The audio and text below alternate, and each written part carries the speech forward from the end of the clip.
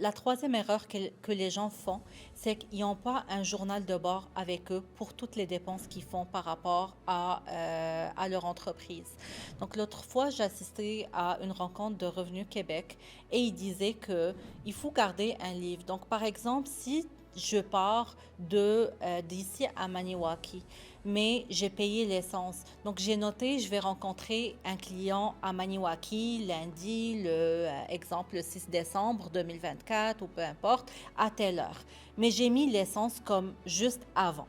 Ben, je le sais, c'est parce que je vais rencontrer tel client. Donc si je donne cette dépense, elle est justifiée que j'ai mis de l'essence parce que je pars rencontrer monsieur tel client.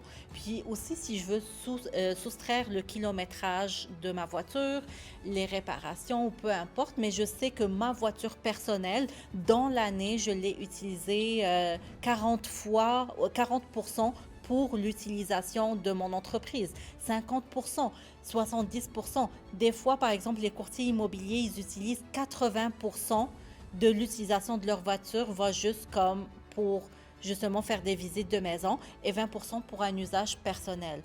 Donc des fois avoir comme un journal de bord où tu notes vraiment tes visites, tout ce que tu fais, où tu te promènes, peut-être que tu vas donner un montant qui est juste et un pourcentage aussi qui est juste de l'utilisation au lieu de laisser les comptables appliquer des modèles qui sont juste simples parce que toi peut-être que tu l'as utilisé plus ta voiture que les autres personnes.